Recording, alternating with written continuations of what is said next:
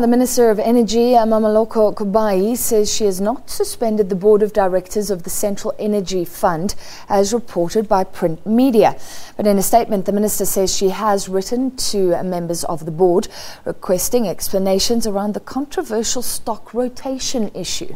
It's emerged that the Central Energy Fund, which is government's energy arm, is selling oil at prices lower than the global market average. Attempts to get to the bottom of this matter came as the finances of many of the state-owned enterprises are being scrutinized.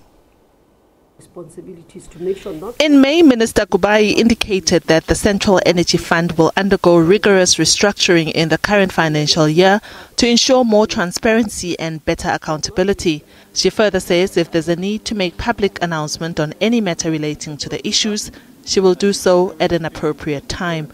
It comes as management issues and corruption have pushed other entities like South African Airways, the SABC and Eskom closer to financial collapse. The financial wastage is putting pressure on government's purse, and rating agencies are also monitoring the continuous bailouts and government guarantees. Last month, Treasury transferred funds from the National Revenue Fund to South African Airways to allow the airline to pay back its debt to Standard Chartered Bank, thereby avoiding a default. The Chief Financial Officer of Eskom, Anoj Singh, has been suspended after Rand Merchant Bank, the Development Bank of Southern Africa and Barclays Bank put pressure on Finance Minister Malusi Gigaba to act against him. Recently, the SABC has also appointed new management for positions in acting CEO, CFO and COO and is currently in the process of cleaning up the corporation.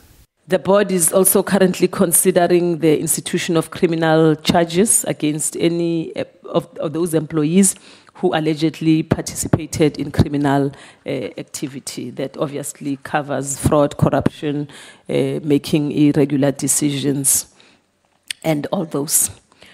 The sixth recommendation was to institute independent forensic investigations into questionable and irregularly awarded contracts.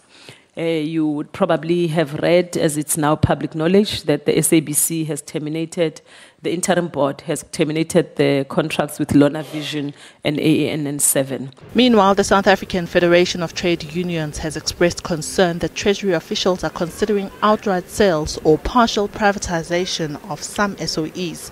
SAFTU says privatization will do nothing to solve the problems, but will only lead to bigger ones.